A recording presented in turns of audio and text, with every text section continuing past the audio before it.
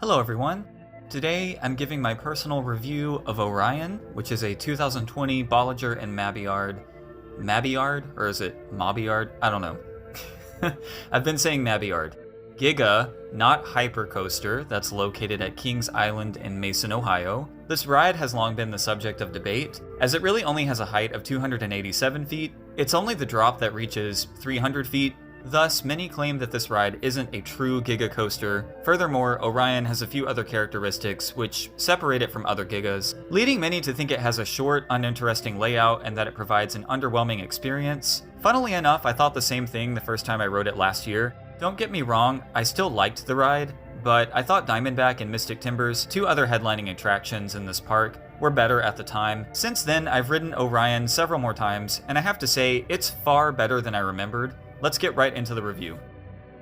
Orion has pretty standard trains. They're really not any different than those you find on all B&M Hypers and Gigas. As per usual, I think they're comfortable and allow for good airtime, but there's not much else to note about them. The queue line has some decent theming in it. The only problem is, most of the time, I don't end up passing by it because it's located in one small section of the queue that you only encounter if the line is long. The operations are so good at Kings Island that I've pretty much only seen this part of the queue line once or twice. Either way, I'm glad they took a little bit of extra time to develop a themed area that adds to Orion's personality. As soon as you depart the station, you climb the 287-foot lift hill. This lift hill is ridiculously fast and very quiet. The 300-foot drop is fantastic. I don't have much to compare it to, as Orion is the only Giga I've been on so far, but I've heard that the drops feel pretty similar on all of them. The angle of descent is nearly 90 degrees, so you really do go flying straight down. Compared to Diamondback, the drop doesn't seem to last that much longer to me, but it definitely feels way faster at the bottom.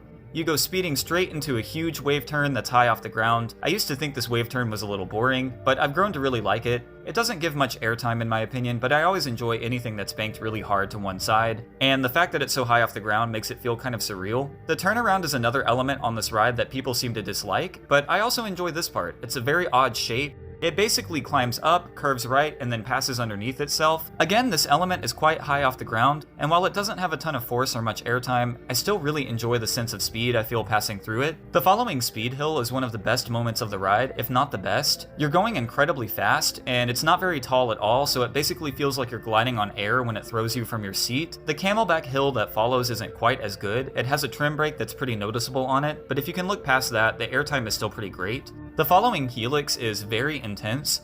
There are times when I don't notice it as much. Usually the back row feels less intense for some reason. Other times, I've nearly lost consciousness going through this part. It's also not a typical helix. It creates an interesting circular zigzag sort of shape, if that even makes any sense. I'll show a clip of it here so you know what I'm talking about. After this, you pass over a small airtime hill that's banked to the left, and this moment of airtime is incredibly fun. It feels more like ejector airtime than floater, and the first time I rode this ride, I wasn't really expecting it.